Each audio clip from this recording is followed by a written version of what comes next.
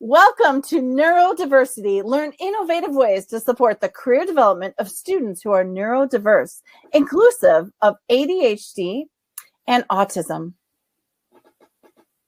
Presented by Emily and Graicey. Emily is the director of the On Your Marq Autism Support Program within the Office of Disability Services at Marquette University, and Graicey is the career counselor at Marquette University.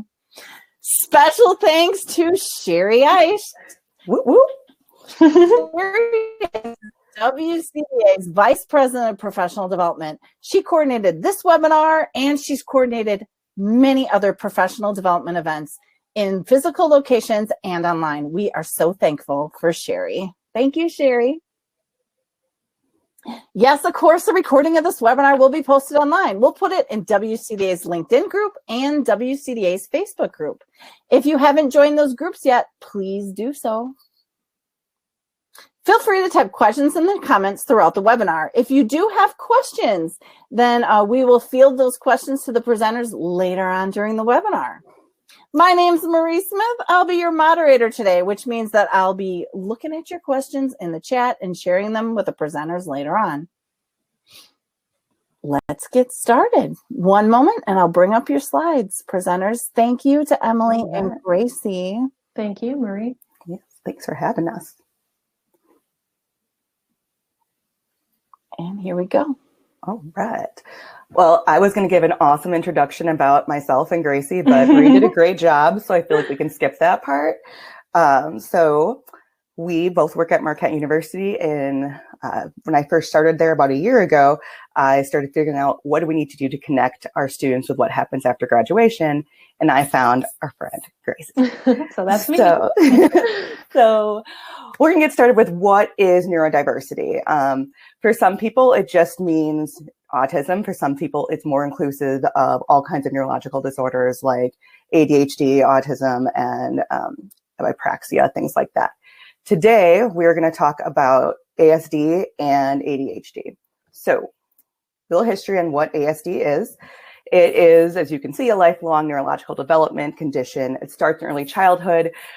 4 to 1 males to females. There's a lot of research kind of figuring out why more men than women, and really what it comes down to is what they're looking for when they are doing the assessments.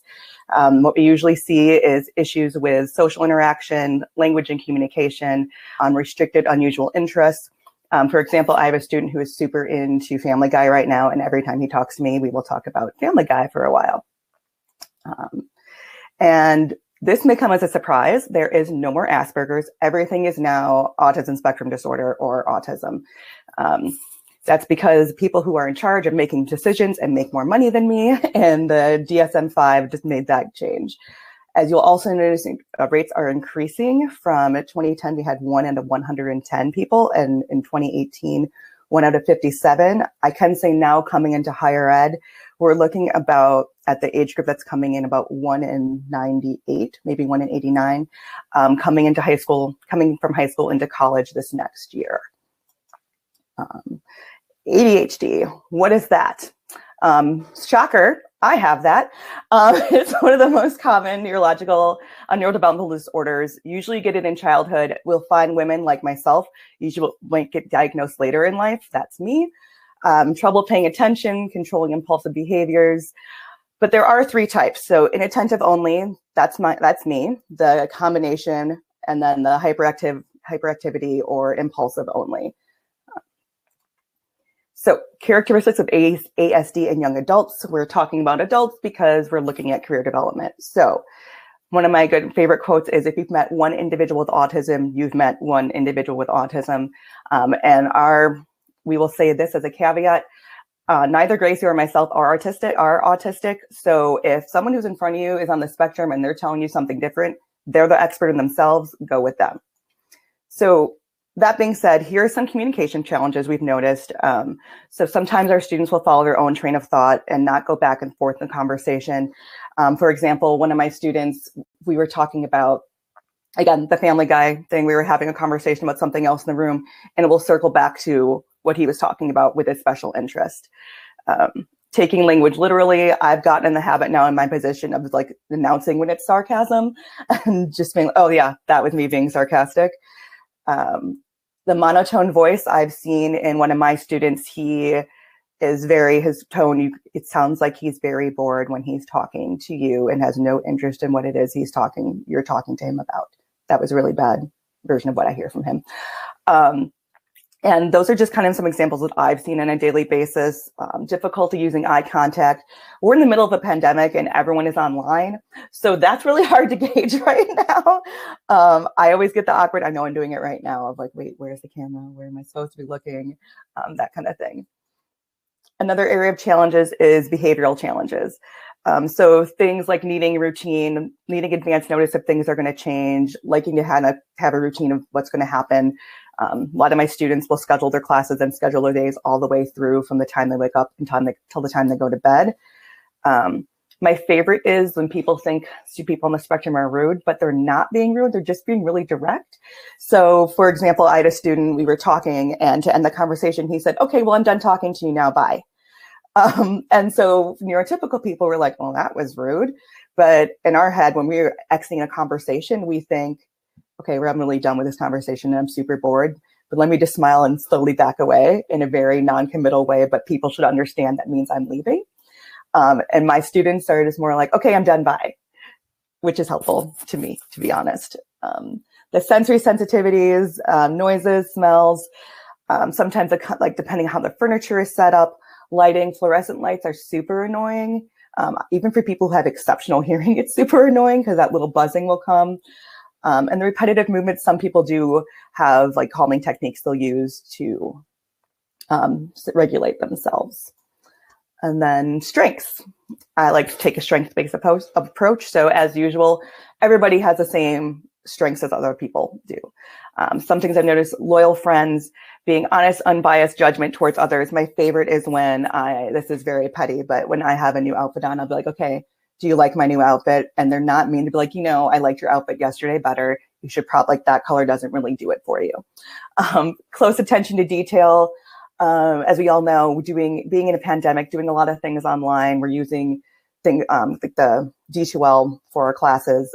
I put a date in wrong and the student emailed me and said, hey, I noticed you had this date in the syllabus and this date on D2L. Which one's right? And I'm like, man, I didn't even know what was going on. My kids are awesome at catching mistakes that I make because of my ADHD. So we have a really great partnership. So characteristics of ADHD in young adults. Yes, I quoted myself. I mean, gotta hype ourselves up, right? So for me, it's really like being in an audiobook and everyone's reading at half speed and I'm at 2 times. I'm probably the worst person to be in a meeting with because my face doesn't lie. My face will tell you exactly what I'm thinking. And usually I'm already resolving the problem before someone else has even brought it up. So again, communication challenges.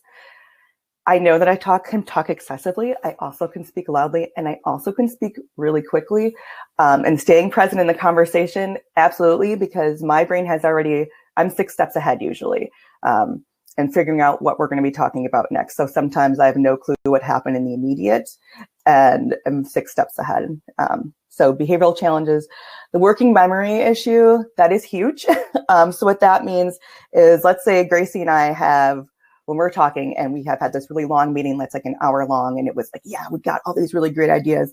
I'll have to send her an email 30 minutes later, like, okay, what was I supposed to do again? Because even though I heard it and knew everything was going on, my recall of what's happening at the moment is really hard. So I really benefit from having stuff written down. And then there's hyperfocus versus multitasking masker.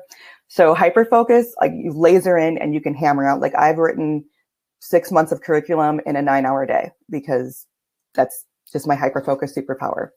Meanwhile, during the pandemic, I'm home with my 9-year-old son, working full-time, parenting, taking care of the dog and the kid all at once. So that multitasking piece really comes in. I know I'm making it sound like it's good, but it's kind of hard because I'm not ever present in everything.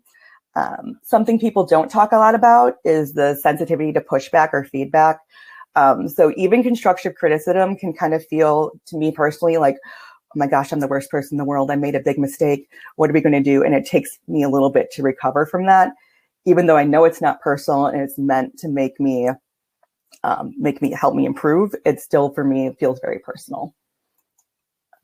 Some strengths. So I talked a little bit about the hyper-focus, superpower, risk-taking. I'm the person who says yes to everything, even when I shouldn't, and usually we'll just jump in head first to figure out, okay, we'll figure it out as we're going. We'll build the bus as we're driving it. Creative solving problem. I think Graicey has seen this firsthand. I'm like, okay, we got to get this done. Here's a fun way I figure out we can do it. So we were trying to figure out how to bring funding into something. And I was like, well, if we just switch these things around, it'll work out. And strong observation skills. So again, like for me, I can say, like, when I'm in a room, I'll notice things like details of things that are happening, mostly because I'm taking in everything at once. Like the butterfly across the room is flapping its wings and I saw that, but I also saw my friend drop their pencil and someone else is yawning, and just kind of figuring out what's all going on in one place. And something that both people on the spectrum and people with ADHD have in common in terms of strengths. So again, they're being unique in how we can approach problem solving, diligent working, and we're task focused, strong pursuit of knowledge in areas of interest. So again, if there are things that I'm super interested in, I will tell you all the things about that. If you've ever heard a 2-year-old talk, or maybe not 2, like a 4-year-old talk about their Hot Wheels, it's like that, but being an adult and having like real content to talk about, not that Hot Wheels aren't awesome. And then just a strong sense of justice and fairness, because rules are rules are rules are rules. And how do we work in that and make sure everyone is feeling welcome and safe? And then, so that's our little background piece on that. I have a quick question, Emily. I was wondering if you could share with our listeners, knowing like you've mentioned some things with like sensory problems or sensory things that people might have. And then also the desire for oftentimes a really planned out life. And so I'm thinking, like, with the pandemic, now we're well into it. How have you seen that in your students and like adjusting to that? What does that look like for them? It's been a struggle. I think at first what we did really well is meet with our students on almost a daily basis to kind of walk through what plans we were going to have and kind of building in times for when things might go haywire and making a plan of action on what to do should your internet go out, should the feed freeze, should your sound go out, whatever, making contingency plans and decision charts. All of my students are way smarter than I am, but when things go awry, that's when the breakdown happens. So if we have a plan where they can say, all right, if this, then this, then this, boom, that has been really helpful, I think. But I will say, on the plus side, being in a global pandemic has been awesome for my students in terms of developing that cognitive flexibility. Not willingly, but it's been better. It's been a little more understanding. So, but yeah, does that help? Definitely. Thanks. Okay. I can do more, but no. Okay. All right. So wait, do I have the first one? Sorry, this is what I was thinking about. So now we're going to talk about outcomes for neurodivergent individuals. So, this is me. So the first thing is, and this really is why I do what I do, is that 80% of people on the spectrum are still living at home. And that's including people with college degrees. And 85% of individuals on the spectrum who have a college degree are unemployed. And that is unacceptable to me. And that is why I talk to Graicey. That's why we do what we do. So we are hoping that with this webinar, we can start having the conversation of how we change those outcomes. I don't know why I pressed the space bar. Okay. And then current outcomes of people with ADHD, not quite as dire as on the spectrum. I think people just take, they'll joke about, oh yeah, it's just my ADHD kicking in. Like, people just don't think ADHD is a really big deal. Whereas people hear the word autism or autistic and suddenly it's like, ooh, that's I don't know what to do. But still, people are 6 times more likely to be in unskilled versus professional occupations. And I think what stood out the most to me here was earning close to $2 less per hour than their neurotypical peers.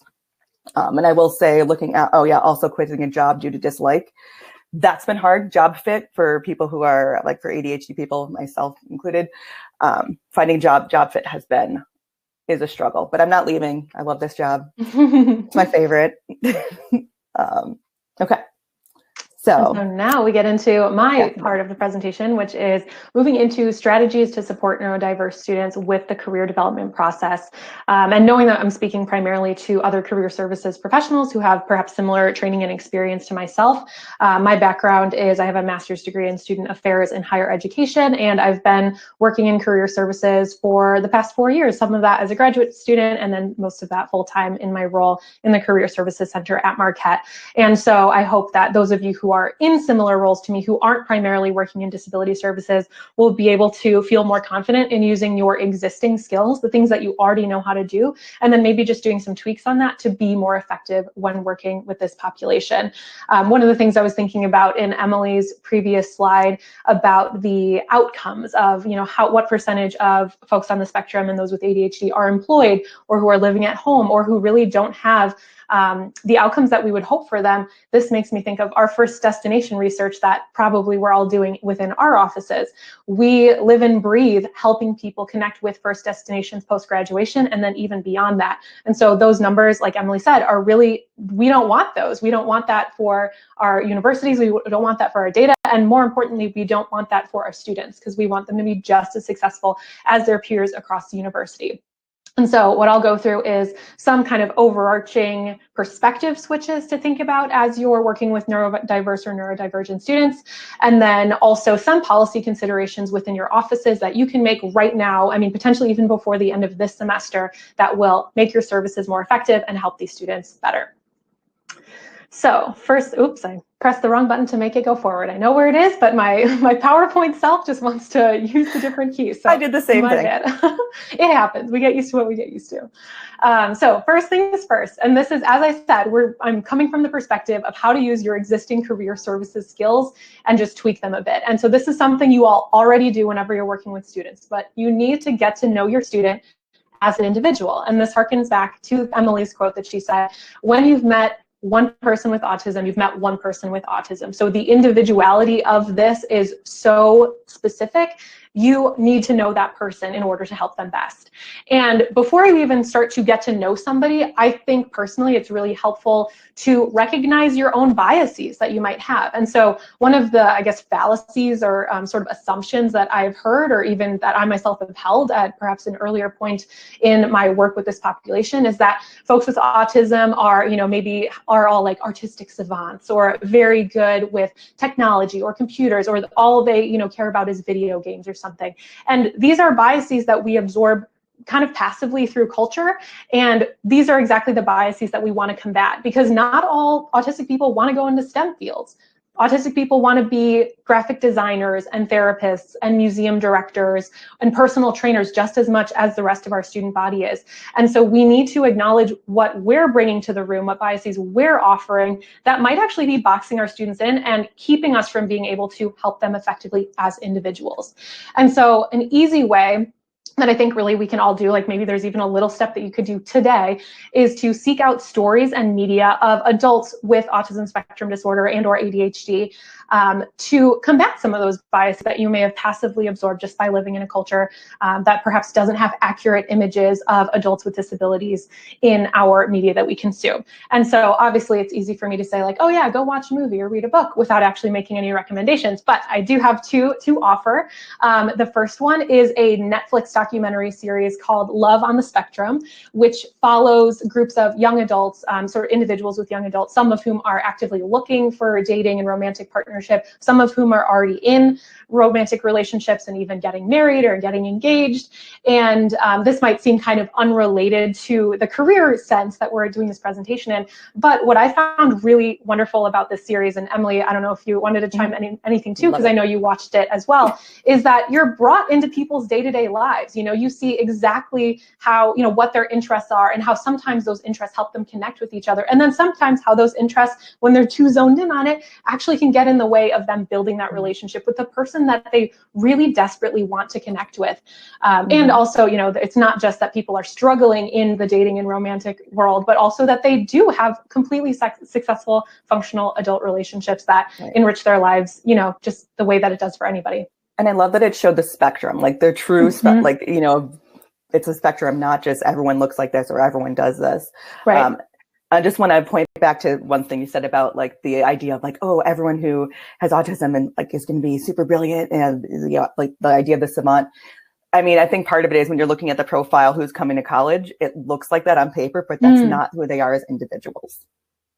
Right. So, that's a very helpful distinction. Yeah. So thank you for reinforcing that recommendation. It's also just a really fun series, so I would highly recommend it. And then one other thing, and this is, I don't know why all of my recommendations are in the romance world. I don't normally read romance books, but one of my best friends is a librarian, and she suggested a book called Always Only You by Chloe Leese. And it is, the main character is a woman with a physical disability as well as an autism diagnosis.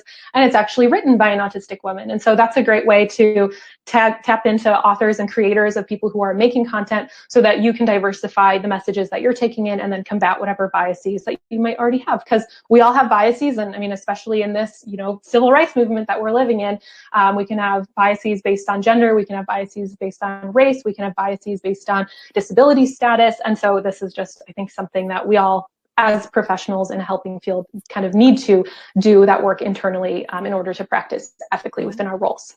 And one more book to recommend, Funny, go for it. Is Funny, You Don't Look Autistic. Great book. It's written by a comedian who talks about like people wrote that has been the response when they find out he's autistic. Oh, you don't look autistic. So that begs the question: what does an autistic person look like? Exactly. Okay. My bad, go ahead. So yeah, no, that's great. Thank you for piping in. It makes it more fun when you have some back and forth. Anyway.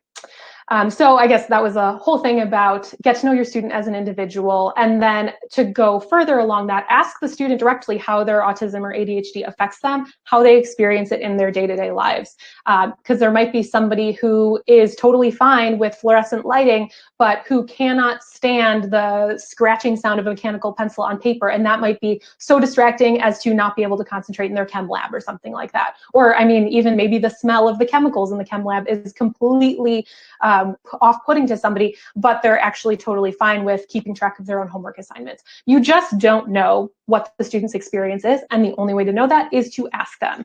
And especially when we're thinking about major and career fit, what you learn about the student and how their condition affects them can also help you identify environments where potentially their needs and their preferences may align. So I'm imagining a hypothetical person who maybe has an interest in education, early childhood education. And maybe as far as sensory environments, they struggle with loud noises, with bright lights, with bright colors, and with lots of motion and activity. And so if we think about maybe what a preschool or a kindergarten classroom looks like, and then we think about what that person's sensory needs or preferences might be, those could be at odds. And so then it's our job to think about what elements of that, maybe that early childhood education environment might be a fit for you, what elements might not be, because maybe you could be an awesome one-on-one reading specialist, but being just, a general classroom teacher or working in a daycare might actually be really difficult for you. And so those are some of the things that you can think about as far as what are the person's needs, what environments could we find that would be a fit, and then working to find solutions or kind of happy mediums between those two. And the other thing that can help you with obviously assisting the student, once you know how their condition affects them, is you can decide together if accommodations are needed during their job or internship search. And so the student at any point can decide whether or not to disclose their condition in order to request accommodations. And so accommodations for an interview or a hiring process could be maybe receiving a written list of all of the people who they're going to meet with that day, or a schedule of who they're going to meet with, if let's say it's a panel interview. Potentially, and this might be one that employers might or might not want to do, you could ask like, what categories of questions will I be asked? Potentially even ask for the question list, but that might be a little bit too specific, and employers might not want to disclose that specific of their process. But the accommodations that you can think about asking for can be things that will help them prepare better for the job and internship selection process, and then be more successful, hopefully, to land that position ultimately, and have the information that they need as to decide whether or not that position is a right fit. Anything that you have to add elsewise on this slide, Emily, before I move on?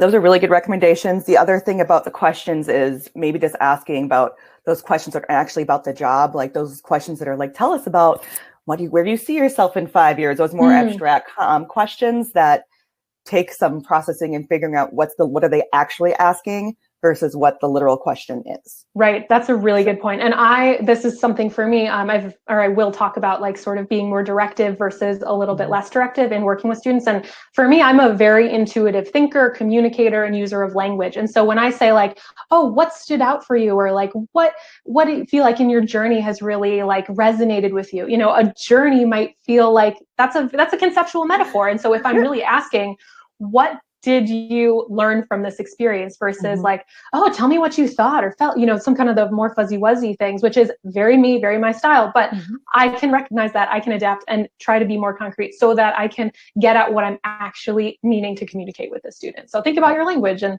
those words and phrases that you already use, because they're all embedded in our language, and we just need to figure out what we actually mean by it. We like to be flowery. It sounds fancy. Like, tell us about your journey. What led you to us today? Right. And there's so many of those images and metaphors within the career world, like the path, or I don't know, finding like the light that's guiding you, or like, you know, very non-concrete things. And so those could be what recharges your battery? Yeah, right. It's like, I don't have a battery. I don't know. Like, what are you talking about? Like, I don't have a docking station in my house. In any case, that's kind of an aside that I didn't have integrated in any of my slides, but came to mind and wanted to share that as well. So next, after this is kind of ongoing, as you build rapport with the student, as you build that relationship with them, you want to make sure that you identify the student's goals. Again, this is stuff that's going to sound very familiar to you and very basic to all of you career professionals, because of course, all of your work is based on what the student wants to accomplish, not you telling them what they should do. And so this is where, like, to put a little twist on it, we have to think about where our students are coming from and what this job or career search means to them. Because if we come in and somebody says, oh yeah, well, I want to get a job or I want to get an internship, because maybe that's what their parents have told them, or maybe they just assume, well, you go to high school, you go to college, and then you get a job. They might not really have thought about what that actually means for them, especially because we might be these students might not have had any previous work experience. And if I'm not mistaken, Emily, in your On Your Marq students, there are some who have worked, but others who haven't. Exactly. And there are some who've been told what they're going to major in by their parents, and some who haven't, and some who think, oh, I'm supposed to major in this because I'm very good at math, so I should major in math. Right. Or I'm really good at science, so I should major in chemistry, but they have no interest in actually working in jobs that, anyway, sorry, go ahead. No, that's great. That's exactly what I was going for, because depending on who the student is, what their experience is, they may or may not actually have a sense of what their goals are that they hold versus the goals that perhaps have been imbued in their life experience through their parents and through just our culture, which sort of has this linear way of looking at stuff. And so a way that you can think about identifying the student's goals are to learn about them as a person, because maybe getting a job is too vague. But if we talk to that student and we learn that one of the things that they really want for themselves is their own apartment, so that they can host game nights with their friends, that's a really specific goal that can help bring in that motivational piece at any point that you meet a roadblock. So maybe you make a plan with the student that they're going to apply to 2 internships between the time that you met and the next time that you have a video conference. And if they don't do that, and then when you have that conversation after that amount of time that they were supposed to do the task in, then you check in on that, what's going on, what got in the way, and remind them like, hey, like, I know you really want to have this apartment, or maybe they have a particular place they want to live. And that something that's really important to you is being able to have friends over in your own home and have it be your own independent space to do this hobby that you love. And in order to have the income to pay for that apartment, you need a job. And in order to get a job, you need to have some sort of experience. So this little thing, like, even though it's a couple steps removed, this little thing can help you then say, I know you want this. I know you can do it. So let's try again. Let's restart, because not everybody is going to do their job search perfectly. What even is a job search, or a perfect job search? And so this can be one of the things that, no, go for it. That helps you do that. No, to just jump in about, so like, even like after those 2 weeks and going with the motivation piece, what we find with people on the spectrum and also people with ADHD, part of executive functioning is knowing what done looks like. And if we don't know what done looks like, I don't know how to start. Right. And I can very much want to do something, but if I don't know what it's supposed to look like when it's done, I can't backwards engineer to figure out where to start. And it may feel overwhelming. So sometimes, I know you're going to talk about this, like how we assign those tasks is also going to be important too. For sure. And that is a perfect segue into this next slide. You read my mind, aka You're the welcome. presentation. Yeah. So you want to be specific with the student and make a plan together, because the student knows, I mean, they're the expert in themselves. We're the experts in the career process. And so together, if we put our brains together, then ideally we'll be able to figure out a way to help that person identify what they need to do in order to get to that desired goal. And so I said, write the steps down with the student. And in this, I would just say, interpret that broadly. Maybe you physically write it down, pencil and paper, once you're maybe physically in the same room with students. Or maybe you're doing it in an email, because perhaps your student is really connected to their email and that's how they prefer to keep track of stuff. Also, when you consider other formats, you might be thinking, like, you might have a student who has really good auditory memory, and so you might want to do a audio recording of your voice in the appointment, maybe even of you two talking about, like, here's what you're going to do next. What's your plan of where you're going to do that, or what books will you need in order to go to the library before you study for that test. Maybe you're also, doing some academic coaching in there too. So consider the format that works for them, beyond just the things that you have access to in that office. And this is where, like what Emily was saying before about like having decision trees and stuff, I mentioned that my style is pretty non-directive. I'm generally very flexible and go where the student goes.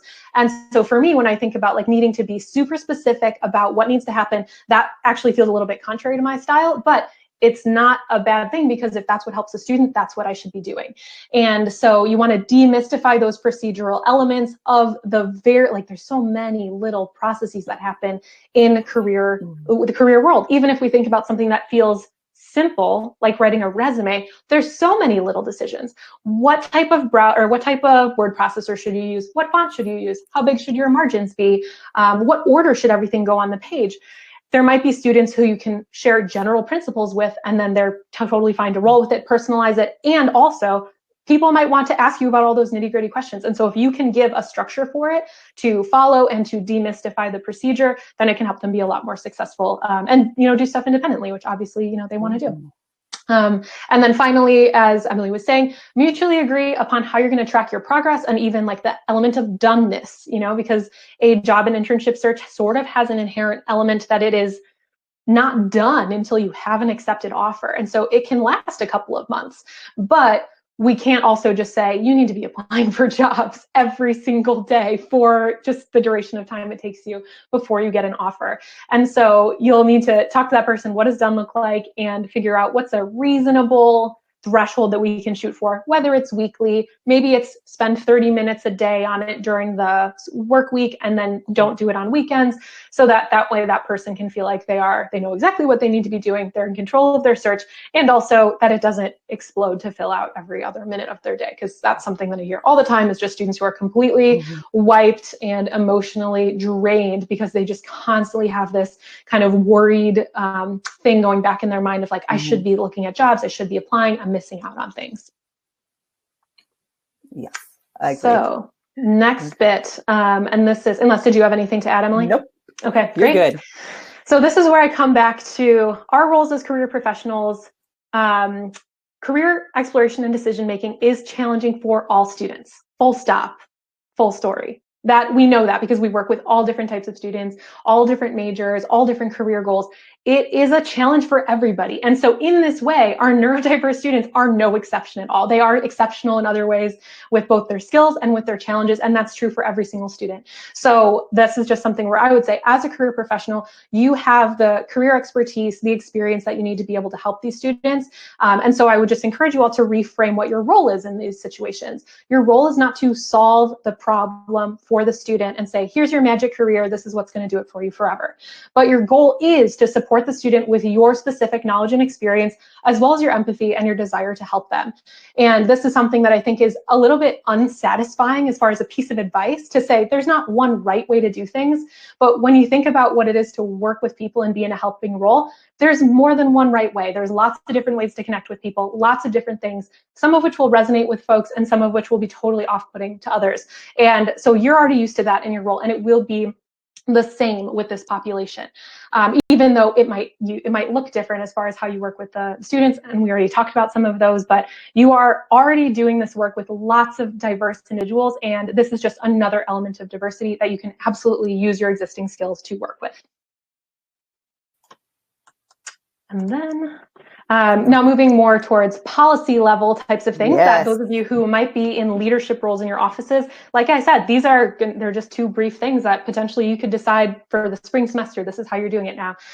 You want to educate employers on skills-based hiring. And so what that means is maybe transitioning away from hiring based on fit and to hiring based on skills, because we can imagine that hiring based on fit could be actually discriminatory to lots of different populations, not just neurodiverse students.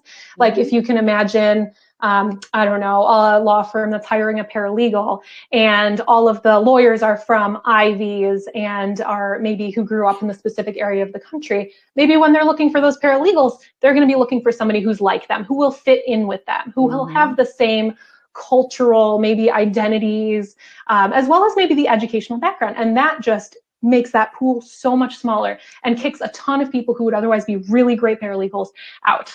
And especially like Emily was mentioning, there's a lot of social difficulties that people might have in the workplace. And I think we're all guilty perhaps of when we're looking for a new member of our team, we think, will they fit in with us? And that's not a neutral question. That is an exclusionary question. And so if we focus on who has the skills, who has the education needed for the position, can they do the job? And then think about how we could rather adjust our environment in order to work for that person, then that's going to make sure that you're being more accessible to neurodivergent populations. And in the spirit of kind of universal design, it is also going to be better for people with other minoritized identities. Because if you're only hiring specific clusters of people based on fit, that's also going to be kicking people based out on gender, on race, on socioeconomic status, on immigration status, and that's a big deal. So skills-based hiring. Emily, I know that you just recently learned a lot about this, so go take it away. Yeah, no, so my thing is, my piece is this, is saying we're asking people, or when interviewing, we want to know, can someone do the job, but not do I want to have dinner with them? They are not people we want to date or whatever. These are people who, I mean, maybe you do, I don't know. I don't do that, but that's probably in an HR policy. Not a thing you want to do. But we are asking, like, are these people who can get the job done? That's where we're struggling. And it also eliminates these weird questions of like, you could be a bird. What bird would you be? Who cares? I want to know, how can you, this is a problem I'm having. This is a hole we want to fill. How are you going to fix that problem for me that I'm having? And yes, I mean, the idea of we do want people to like understand the company culture, which is different than, are you going to be someone I want to talk to over lunch? Understanding the company culture, understanding what we are expecting when you're in our workplace is very different than, well, that person seemed kind of weird, or I didn't really like what they were wearing, things like that. So yeah, the kind of less tangible things. Yeah, so focusing on, if we're looking at a rubric of people, why did you choose one person or another? And if it comes down to because you wanted to have lunch with this person versus the other person, then that's not a good reason to hire someone. Right. And so that's for those of you who do have more employer-facing roles, to be educating them about skills-based hiring, because some employers are really on the forefront of this and actively trying to recruit neurodiverse talent, and others are still maybe doing it with the more fit-based hiring. And so they might not be realizing that they are missing out on great candidates for employees. And as some of the strengths that Emily pointed out earlier, that people who are detail-oriented, people who are loyal, people who are really committed to doing their jobs well, and those are great people that you'd want to hire. Those are great people you would want to work with, but they might be passed over for reasons that are not based on actually their professional skills and qualifications, which is obviously something that we don't want to continue.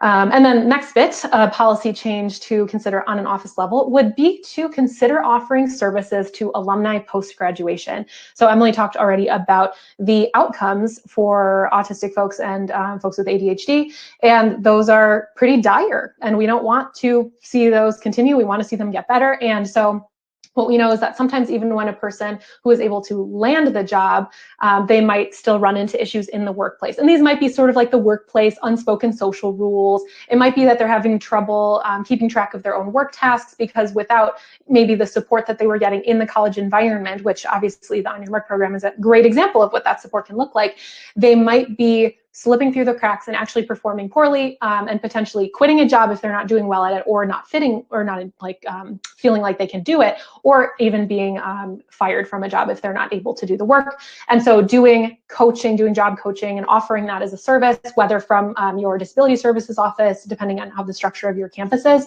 or from your career services office, which Marquette already does this, which is a cool thing that we didn't know would help support this population even more, but it was already part of our policy. And so for those of you who don't have alumni services in your official documentation on policy, I would recommend doing that, because you never know, it could help keep somebody in a job that they could be successful at, but then maybe you're just having some struggles with. And so what are we doing at Marquette, Emily? Because we've got a big semester coming up. Ooh, we do. So our program, On Your Marq, is a baby program. It just started the fall of 2019. And so this is in our second year, and yay, in the middle of a pandemic, which is awesome. So something that I am really passionate about is not just my students graduating. I want them graduating with either going to grad school or having their next step of being employed. And so something I thought about is, I'm really smart at a lot of things, but I'm not an expert in a lot of things. So I reached out to Natural Partnerships and said, hey, Graicey, I feel like we should do this. So part of my program is our students have a seminar they attend every semester. And each semester is kind of builds on the first one. So our first one, we start with those general social skills. Now our second semester for our freshmen is going to be Graicey and I pairing to do a career exploration class that is focused on assessment, but also like, what does that assessment mean for our students? What I've discovered, and just having come from K-12 as a SPED teacher and then moving into higher ed, is that students, especially students with disabilities in general, have never really been asked what they want to do when they grow up or what they want to be. So the whole point of this piece is to kind of help them start thinking about that. And is the major I picked really going to get me where I want to get? And like the person who likes, like if someone likes being around little kids, but probably daycare is not a great fit for you, what do we do with those things? And then we go from there, building in new pieces. So at the end, we want our students to have at least had one professional internship before they graduate, and then working on those non-cognitive skills, those soft skills, to really be ready to be employed. But it's kind of a whole big piece. So our first baby piece starts in spring. Yeah. And so we're going to be learning a lot. I certainly will. I've only instructed a career exploration class once before, and now I'll be doing it 2 times over, one section specifically for On Your Marq, and then one for just the general campus population.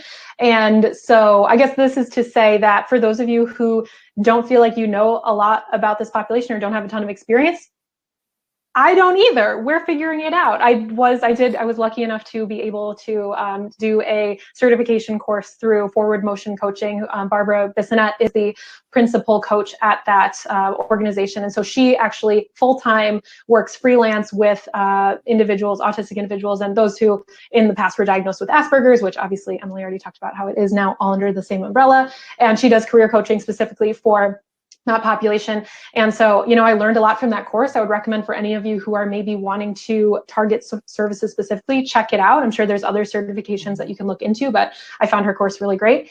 And so with that background and we're gonna sort of MacGyver it and figure it out. And I think it's going to be great. So I'm excited about it. But I think just overall, I would say learn something, try something, do something, because you don't gain experience until you actually are doing something to try and serve this population. And we need to, because they're on our campuses and they're our students and we want them to be successful. Right. So, and something I think we do really well at Marquette is not keeping it in a bubble. So while I have my clubhouse, as I call it, where my office is and our social space is, my program very much lives throughout campus. We use the writing center, but much like neurotypical students do, we use the career center. And even though Grace is the one who had the certification, our students will go to anyone, and I know they're going to be well taken care of. And if they have questions, they're not sure, they can use me as a contact point to work through some things.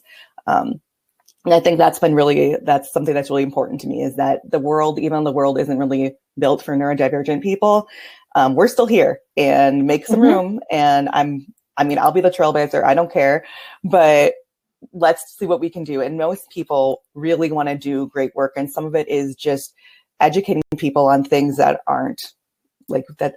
Like autism isn't scary. It's not a bad word. Right. It's not a bad word at all. And kind of working through those pieces. But I think as we start building, we're going to have some good results from this next spring, because this next crop of kiddos, they're just very, very exciting. But we do have one of our students, our first cohort. I'm going to talk about our buddy. He worked with Graicey when she was going through that certification last spring. Was it? Yeah. Yeah. It was like, wow. Yeah. Yeah, I can't believe it. So like last spring, and now he's actively applying for internships. I know he has an offer coming through for one. Hey, I know, right? Yay, that's so exciting. Coming for one, and that's going to start in January. But he also has a couple big name ones out there that would be over summer. And there are, so connecting him with those things and working through to see that, okay, we are really, all the work we're doing is going to start paying off. So our kids are going to being able to compete with their neurotypical peers. Mm-hmm. Wonderful. So now you know what we're doing at Marquette. And I think that is a great segue to open it up for you all into a Q&A. And so I believe Marie will be facilitating that, or maybe have been keeping track of some questions while we've been talking. Hi, yes, you have quite a few questions in the chat. Fun. I'm excited to share them. Let me scroll down. And Julie writes, how do you approach career strengths, interests, and work preferences assessments with students who have autism in your career center? That's a great question. My first instinct is exactly the way I would do it with other students, because the assessments, like, I think the same results would, people are still introverted, extroverted, sensing, intuitive, and also have autism. So all of, like, I'm thinking of MBTI and strong interest inventory are the two that I personally am certified in and that we offer in our office. And so I think that it'll depend a lot on maybe which one the student gravitates towards. And also, like, the self-awareness piece. I know, Emily, sometimes you've mentioned that, like, having the self-awareness to be able to sort of think about the self as different from others, or as, like, being a particular way, can sometimes be challenging. And so my instinct is, with my training, I would approach sort of the explanation of the theories in the same way, the using of the assessments, which we're going to be doing in our class, in the same way, and then perhaps just also be paying attention to what's landing or what's whiffing, as far as, like, making sense to people. But do you have anything else that you'd throw in there?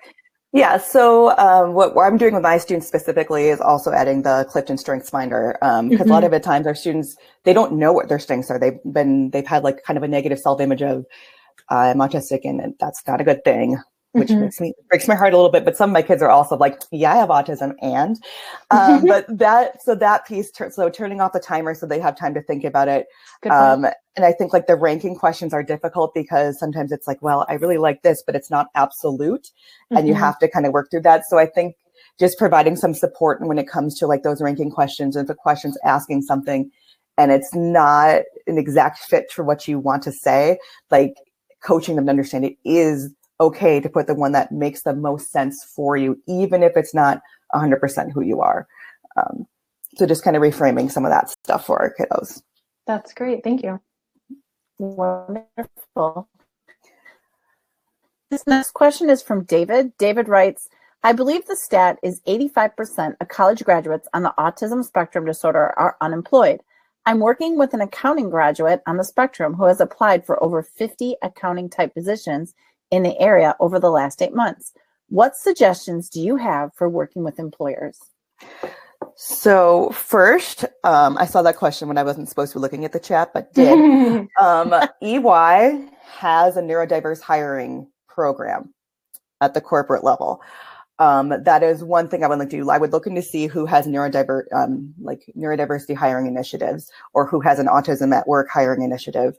I will say that for some students that feels like, well, I don't want to get in that way because then it's just because I have autism. But I'm also like, who doesn't use what they have to get a job?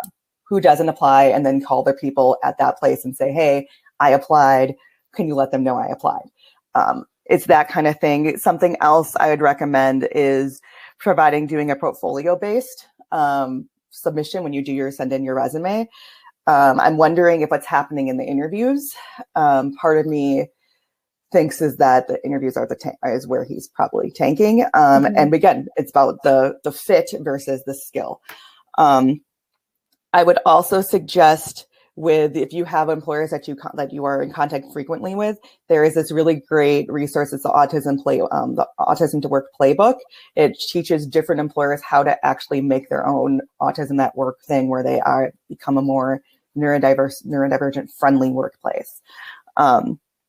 But I think what I would do is start with figuring out where he's getting shut down, and then do some coaching on that end of how are we doing how are we doing in the interview, and maybe looking at applying what, as Graicey said earlier, some of those accommodations in the actual interview piece. Right. Yeah. Because I was thinking about like I mean, if anybody's struggling in a job search, I generally think like, okay, what are you doing? Is your search strategy effective? Are you using the appropriate search engines? Are you also trying to go out into networking situations, which can obviously aren't more difficult because one, they're not happening in person, and also there are a lot of social skills. And Emily, it looked like you're going to chime in there. I do. I know somebody who's looking. I have someone who's an employer whose child is autistic and asked me if I had any accounting majors, and I don't.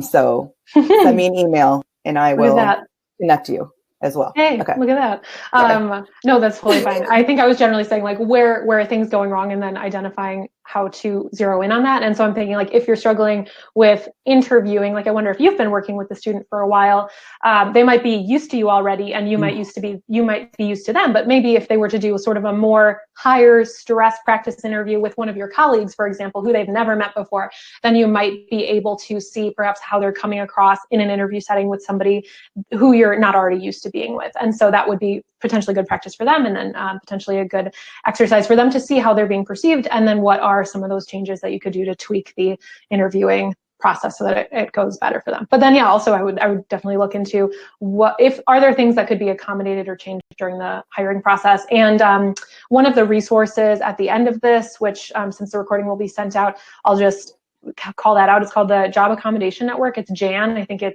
don't remember the exact website URL off the top of my head. That sounds about right. Yeah. And I know that it's Jan or askjan.org or something like that, but don't quote me on that.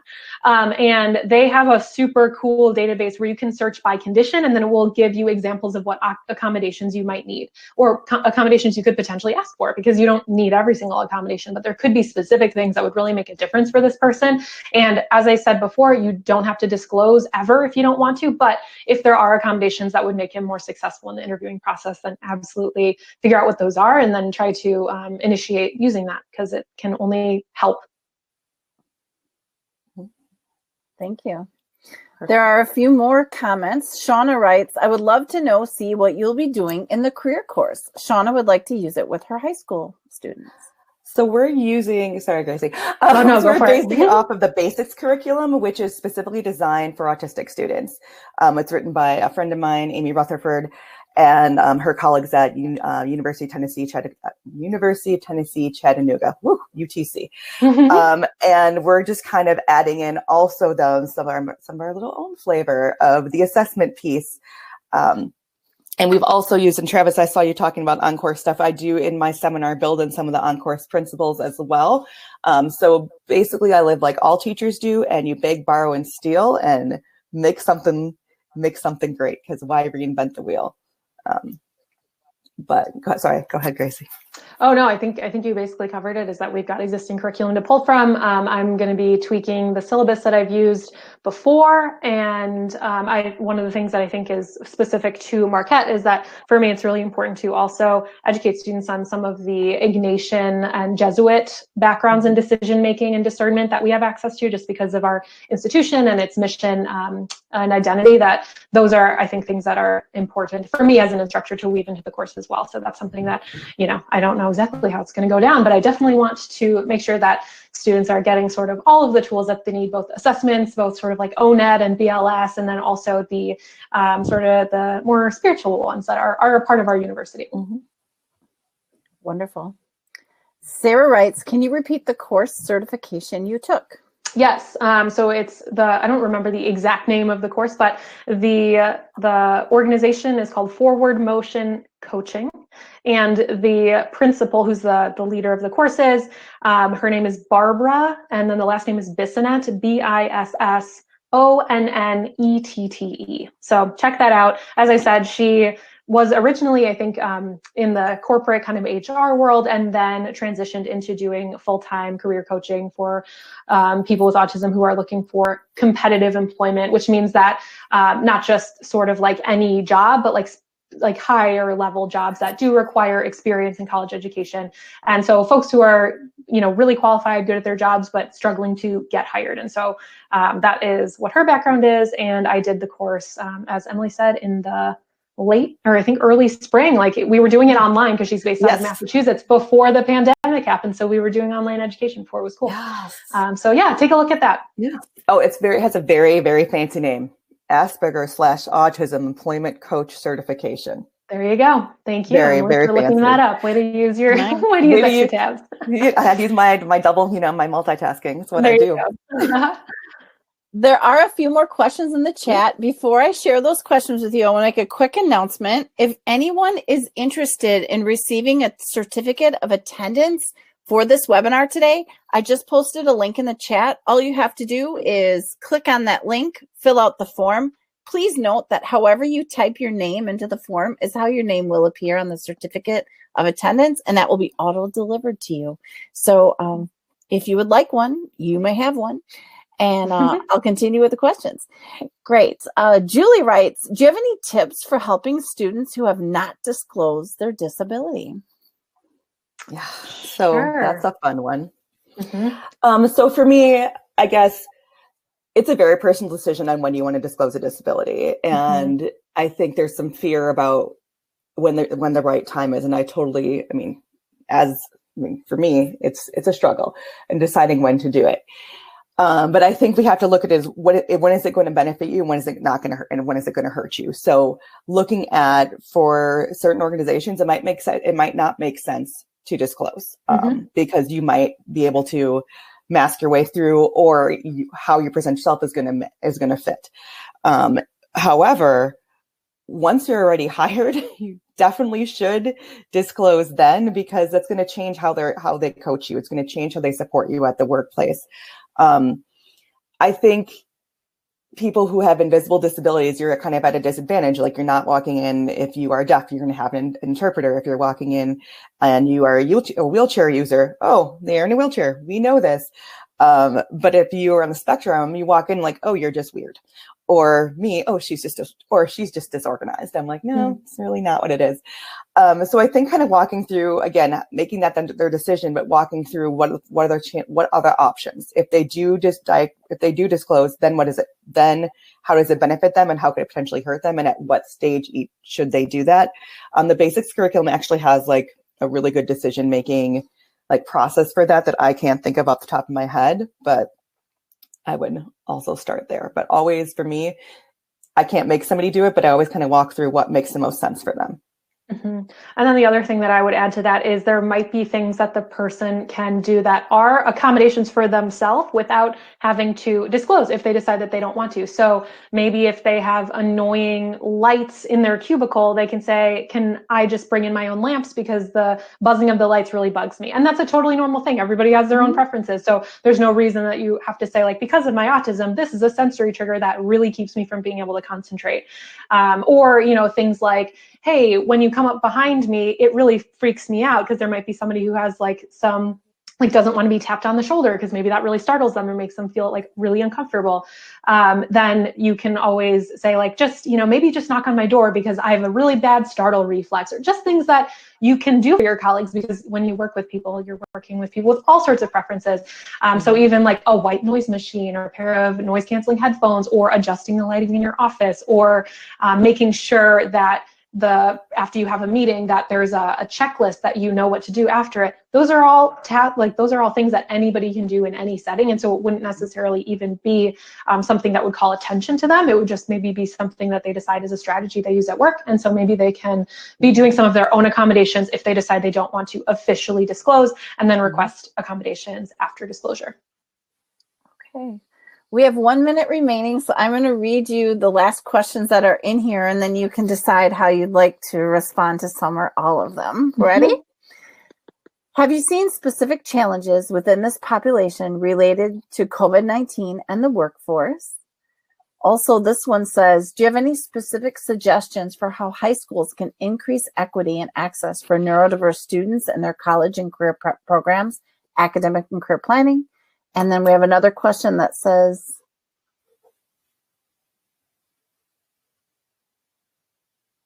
oh, actually, it's a comment that says, great session. And another says, one of the best trainings I've taken in a long time. Okay, great.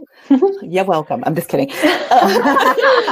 Okay, so I think the first thing related to COVID-19, the answer is yes. And I feel like, for example, I only have one student right now who's like in that point of, actually I have two who are doing like the internship placement, and it's been a struggle. The phone interviews are a killer. I've found the video ones, they do much better because they're able to read what is going, like when the person is actually done asking the question and when they're supposed to talk, and they kind of have at least the visual cues they've been taught to look for. They have that feedback, which has been great. But now they're walking into places like essentially blind of, I don't know what this actual workplace looks like. I don't know who any of these people really are. I just talk to them through a screen. That's been a challenge. Graicey, I don't know. I mean, in general, I think it's been hard for everybody. Yeah, right. In general, it's been hard for everybody. And so then it makes me think of like, if there are fewer positions that are being hired for, then they're going to be more competitive. And then those things that we talked about with fit versus skills-based, potentially it could be more enticing to hire somebody who has that fit, even if there is somebody who does have the skills. So that's my brief thing, is that I think that might just be a little bit more cutthroat for everybody in the hiring process, which then could make it harder. And then the other question, I would say partner with the TRIO program, with an Upward Bound program, or that's what I would do, because that's going to be, their whole job is making sure there's equity in higher education access. And then they're already doing the things that you would need to do. And yeah, TRIO focuses on first gen low income, but also part of their population is also people with disabilities. And okay, what up, TRIO land? I used to be a TRIO person, but they've been doing the work for like 50 years. Partner with them, see what they're doing, get your kids involved, or take their ideas. TRIO people are very generous with their intellectual property and ideas, if you will. I work in TRIO, you know that? See, I know, that's how I met. We met at the, whatever, Way Up conference, see? Yeah, awesome. Thank you so much, Emily and Graicey. I learned a lot. I think the people that attended today did as well. Oh, thanks for these great resources. I forgot about the resources. There you go. Everyone, the recording will be posted in the WCDA Facebook group and the WCDA LinkedIn group. If you're not a member of those groups, go ahead and join. I know some of you are not Wisconsin folks. You can still join the Facebook and LinkedIn group if you wish. We welcome everyone. And a special thanks to our presenters today. Let's give them a round of applause. Yay. Thanks for having us. Thank you. Thank you guys so much. We really appreciate you taking your time to talk to or listen to us talk at you. Bye, everybody. Bye.